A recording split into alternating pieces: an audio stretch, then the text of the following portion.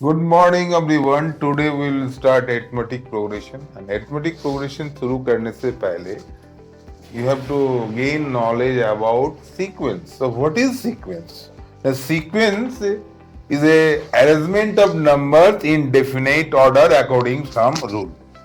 तो देखो सीक्वेंस के एक एग्जांपल दे रहे हैं, जैसे कि 1, 4, 9, 16, 25 एंड सो ऑन. तो सीक्वेंस का मतलब हम क्या बताया था अभी, ये arrangement of number according sum rule. तो ये क्या रूल फॉलो कर रहा है, ऑब्जर्व करो. जो 1 के बाद 4 लिखे, उसके बाद 9 लिखे, उसके बाद 16 लिखे, उसके बाद 25 लिखे. दैट इज मीन्स क्या है, नहीं इन स्क्वायर है, स्क्वायर ऑफ नेचुरल नंबर. तो इसको हम लोग सीक्वेंस कहेंगे. क्लियर. इस तरह और भी नंबर हो सकता है, जैसे 1, 3, 5, 7, 9.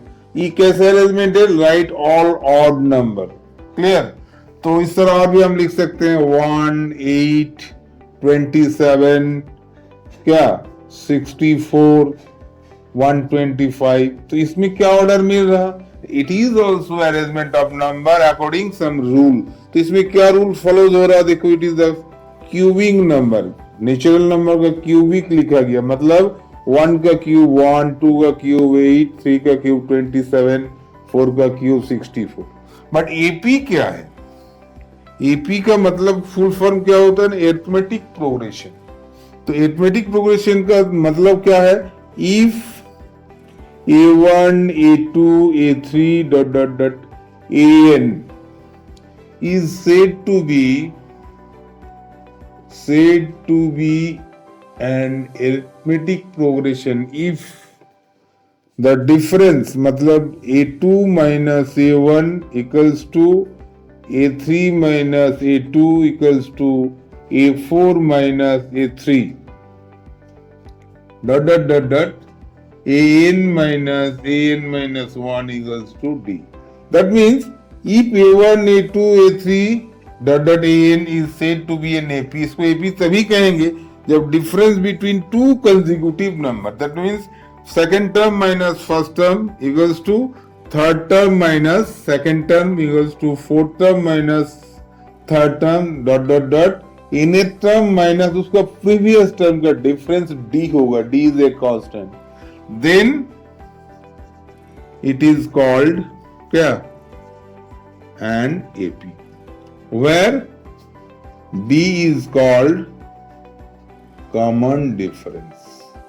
क्योंकि सबका डिफरेंस जब सेम होगा इसीलिए इसका नाम हो गया कॉमन डिफरेंस. आप एक ऑब्जर्वेशन करो, जैसे कि 1, उसके बाद 3, उसके बाद 5, उसके बाद 7, उसके बाद 9 एंड सो ऑन. तो हम इसको क्या कहेंगे ना, 3 से 1 का डिफरेंस कितना है ना 2, 5 से 3 का डिफरेंस कितना है ना, दैट ऑल्सो 2, 7 से 5 का डिफरेंस दैट ऑल्सो 2, 9 से 7 का डिफरेंस दैट ऑल्सो 2. तो ये जो difference between two consecutive number, that means a2 minus a1, a2 क्या है सेकंड टर्म, a3 क्या है थर्ड टर्म. तो second term minus first term का जो डिफरेंस है that equals to third term minus second term, that equals to third term fourth term minus third term. तो इस तरह सभी डिफरेंस अगर सेम होगा, then that type of sequence is called arithmetic progression. Clear? So what is the general form of arithmetic progression? arithmetic progression का general form क्या है, कैसे इसको लिखा जाता है, इसका बारे में हम लोग डिस्कस करेंगे. ओके स्टूडेंट, सो देखो, when you write the numbers a plus d, a plus 2d, a plus 3d dot dot dot. This is the general form of arithmetic progression, where a is called first term. Clear? And d is called common difference. तो बताइए इसका general term का formula क्या होगा, nth term का formula क्या होगा. तो फर्स्ट ऑफ ऑल ऑब्जर्व करो, फर्स्ट टर्म का वैल्यू a है, सेकेंड टर्म का वैल्यू क्या है ना a प्लस डी. तो हम लोग a2 का वैल्यू अगर a प्लस डी बोलेंगे तो इसको मतलब यही ना हुआ a plus 2 minus 1 into D. Third term को बोलते हैं आप a प्लस 2d। इसको क्या लिख सकते हैं, a plus 3 minus 1 in 2d। Observe करो बढ़िया से। फिर a फोर्थ को क्या लिखते हैं ना, a प्लस 3d। तो a प्लस 3d को कैसे लिखोगे ना, a plus 4 minus 1 in 2d, क्योंकि 4 माइनस 1 3 होता है। तो अगर हम इसको बरकरार रखते हैं, इसको फॉलो करते हैं इस रूल्स को, तो an में क्या आना चाहिए ना, a plus n minus 1 in 2d। That is called general formula या nth term of an AP। I think everyone understood, clear. तो ये वाला तभी अप्लाई करेंगे जब हमारा a एक सीक्वेंस दिया रहेगा, a d and d पता कर लेंगे। आपको लिखा रहेगा find 10 term, find 15 term etcetera. तो अगर हम लोग इसको फॉर्मूला के रूप में लिखेंगे तो अगेन लिखते हैं a plus d, a plus 2d, ऐसे करते करते लास्ट टर्म को क्या लिख दिए, l। तो l को भी हम लोग बोल सकते हैं a plus n minus 1 into d if l equals to the nth term, clear. तो इसमें क्वेश्चन आता है कभी कभी, nth term from the end, what will be the nth term from end. तो इसका बारे में क्या कंसेप्ट है, यदि आप बिगिनिंग से जाते हो तो डी डी करके देखो सीक्वेंस बढ़ रहा, पहले a था, उसके बाद a प्लस डी रहा, फिर a प्लस 2d रहा, फिर a प्लस 3d रहा। तो इंक्रीमेंट कितना हो रहा है ना, डी डी। लेकिन अब बैक से आते हैं, मतलब एंड से अगर सीक्वेंस को प्रोग्रेस करते हो तो एंड में क्या आ जाएगा ना, फर्स्ट टर्म क्या बनेगा, first term will be the last term. Beginning में जो लास्ट है that will be the first for nth term from the and. मतलब पीछे से यदि हम nth टर्म निकालते हैं उसके लिए फर्स्ट टर्म क्या बनेगा ना, ओनली l होगा, एंड कॉमन डिफरेंस क्या बनेगा ना, माइनस डी। ये वाला समझ में आना चाहिए। जैसे आप यहां से देखो a प्लस 2d से जब इधर आओगे तो यहाँ डिक्रीज हो रहा, क्योंकि a प्लस 2d के बाद क्या आया, a प्लस डी, फिर डिक्रीज होके ये आया। उसी तरह l से जब भी इधर से हम प्रोग्रेस करेंगे सीक्वेंस को तो क्या होगा ना, डिक्रीज होते होते आएगा, इसीलिए कॉमन डिफरेंस हो गया माइनस डी। तो nth term from the and क्या आंसर आएगा ना, फर्स्ट टर्म के लिए l लिखोगे और n माइनस 1 इंटू डी जो था वही होगा, लेकिन d की जगह में नेगेटिव आया इसीलिए बीच में माइनस साइन होगा। तो बिल्कुल पहली रिजल्ट जैसा ही है। पहले देखिए nth term from the beginning क्या था ना, a plus n minus 1 into D. तो दोनों में डिफरेंस क्या है ना, इसका फर्स्ट टर्म बदल हो जा रहा, फर्स्ट टर्म चेंज होके l बन रहा और d बदली हो करके माइनस d बन रहा। तो क्या होगा, a की जगह में l बैठा दो और d की जगह में माइनस d बैठा दो, तो बिल्कुल सेम रिजल्ट आपको आ जाएगा। मतलब nth term from the and क्या हो जाएगा formula, l minus n minus 1 into D. तो आपको यहाँ पर दो चीज पूछा जाएगा एग्जाम में, कभी कभी nth term from the end भी पूछेगा, कभी कभी nth term from the beginning पूछेगा। Now I discuss about arithmetic mean. तो एरिथमेटिक मीन क्या है, जैसे ए बी सी तीन गुण नंबर एपी में है। Let us consider A B C are in AP. तो इसके रिजल्ट क्या होना चाहिए, according to the concept of AP, इस second term minus first term जो रिजल्ट बनेगा that is third term minus second term होगा। तो इसमें फर्स्ट टर्म हो गया a, सेकेंड टर्म हो गया b, थर्ड टर्म हो गया c। तो second term minus first term क्या होगा ना, b minus c, that equals to c minus b। That is the concept of common difference. तो ये काम करो, b को एक साथ में ले आओ, तो b माइनस या माइनस b था, इधर आएगा तो प्लस b हो जाएगा, इधर में माइनस a राइट में जाएगा तो प्लस बनेगा। तो रिजल्ट क्या बना, 2b equals to a plus c। That implies b equals to a plus c by 2। तो ये हो गया ABC जब AP में होगा तो B का फॉर्मूला क्या बनेगा, a plus c by 2। Clear. Now arithmetic mean between A and B, between A and B, A and B के arithmetic mean क्या होगा, तो A and B के बीच में x रख दो।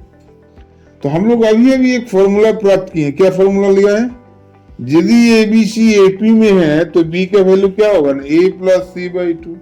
तो clearly AX B are in AP। तो X का वैल्यू क्या होना चाहिए ना A प्लस B बाई 2। इसीलिए हम लोग बोलते हैं arithmetic mean between A and B equals to क्या होगा ना A प्लस B बाई 2। इसको भी कभी कभी 1 मार्क्स का क्वेश्चन में पूछा जाता है, समझ में आया। जैसे मान लो अगर हम बोलेंगे ये 2 और 6 के बीच एरिथमेटिक मीन क्या है, find arithmetic mean between 2 and 6। तो मान लो बीच में x रख दीजिएगा, तो x का वैल्यू क्या होगा ना 2 plus 6 by 2, that is x का वैल्यू आएगा 4। तो अगर x की जगह 4 लगा के देखो जो सही में ही एपी में है कि नहीं, डेफिनेटली एपी में है। 4 माइनस 2 जो रिजल्ट होता है 6 माइनस 4 वही रिजल्ट होता है। तो that is called arithmetic mean because a and b के बीच में एरिथमेटिक मीन क्या होगा a plus b by 2। Clear. और एबीसी जब एपी में होगा तो b का वैल्यू क्या है a plus c by 2। Now we progress about sum. What will be the summation of nth term. ध्यान से देखिएगा, एन के लिए हम लोग एशियन लिखेंगे। एशियन क्या डिनोट करता है ना सम ऑफ एन टर्म्स। तो सम ऑफ एन टर्म्स होगा तो कैसे लिखोगे a, दूसरी टर्म में a प्लस डी, तीसरी टर्म में a प्लस 2d। ऐसी करते करते ये हो जाएगा a plus n minus 1 into D nth term. Clear. Again हम लोग एशियन लिखेंगे लेकिन एक सीक्वेंस पीछे लिखेंगे, मतलब ये जो रिजल्ट है इसको यहां लिखना है। क्लियर, रिवर्स ऑर्डर में। तो यहां लिख दो a प्लस n माइनस 1 के आगे में क्या रिजल्ट है ना a plus n minus 2 into D. Clear. तो इसकी जगह में हम लोग अगर लिखेंगे a plus n minus 1 into D. Clear. और इसमें लिखेंगे a plus n minus 2 into D. इस तरह करके इन टर्म को ऐड करेंगे। तो देखो यदि दोनों को ऐड करते हैं, ये दोनों रिजल्ट को अगर ऐड करोगे तो क्या रिजल्ट आएगा, ध्यान से देखिए। एसएन प्लस एसएन क्या बनेगा ना 2 एसएन।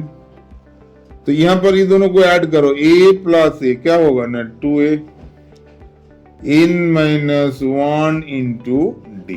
क्लियर। अब ये दोनों को ऐड कीजिए, a प्लस ए क्या होगा ना b हो जाएगा 2a, d और n माइनस 1 इंटू डी। ध्यान से देखिए d plus n minus 2 into D. तो इसमें d अगर कॉमन लिया जाए तो 1 प्लस n माइनस 2, तो क्या बनेगा 1 और माइनस 2 मिला लीजिएगा तो मतलब n माइनस 1 इंटू डी। ये भी हो जाएगा ना n minus 1 into D dot dot dot 2 n terms. Clear.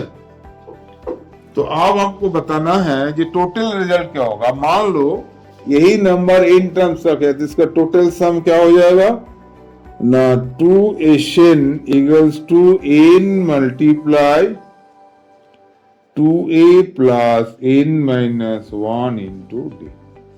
तो 2 एशियन का वैल्यू इतना है तो एशियन क्या हो जाएगा ना n by 2 2a plus n minus 1 into D. तो यही होता है समेशन ऑफ n टर्म्स का फॉर्मूला। तो फॉर्मूला कैसे है फिर एक बार रिपीट कर देते हैं। पहले एशियन का रिजल्ट को लिखिएगा a plus D a plus 2d करते करते nth टर्म का वैल्यू लिखिए, उसके आगे वाला जो टर्म है a plus n minus 2 into D, क्योंकि n माइनस 1 है, एक बार पीछे आ जाओ। और वही चीज रिवर्स ऑर्डर में लिखना, रिवर्स ऑर्डर।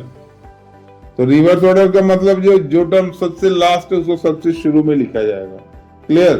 तो a plus n minus 1 into D just a का नीचे लिखना and a plus n minus 2 into D just a plus d का नीचे लिखना। तो जितनी भी रिजल्ट इस तरह लिखोगे सब में एक ही रिजल्ट मिलेगा। क्या मिलेगा ना 2a plus n minus 1 into D. तो ये कितनी बार है, मान लो n बार है तो n बार है तो टोटल सम क्या बनेगा ना n इंटू इतना, मतलब n into 2a plus n minus 1 into D. So this is the formula of nth term. I think everyone understood कैसे रिजल्ट आया। तो कभी कभी इसको हम लोग दूसरा ढंग से भी लिख सकते, कैसे देखो, n/2 ये जो 2a है इसको ब्रेक कर दो, a plus n-1 into D. तो इसमें 2a को एक तो a लिख दिए, तो बताइए तो 2a को लिख सकते हैं a plus n-1 into D. लेकिन a plus n-1 into D को हम लास्ट टर्म के रूप में भी लिख सकते हैं, तो इसकी जगह में l रख दो, तो क्या बनेगा n/2 a प्लस l। चलिए एसएन का दो फॉर्मूला हो गया, n/2 a प्लस l ये एक फॉर्मूला हो गया, और पहले जो रिजल्ट आया था n/2 2a n-1 into D. तो दोनों का एप्लीकेशन कहाँ है, जहां पर a and d and n तीनों नोन है, a d और n तीनों मालूम है, उसके जगह भी फॉर्मूला लगाओगे। और जहां पर a और number of term and last term मालूम है, इसमें आपको ये वाला फार्मूला लगाओगे। तो दोनों के एप्लीकेशन का तरीका आपको समझ में आया। तो everyone understood about summation, clear. तो इसमें आप लोग को टोटली एक साथ सब फॉर्मूला बता दिया गया। अब आप लोग इस चैप्टर को कोई भी प्रॉब्लम आराम से बना सकते हो।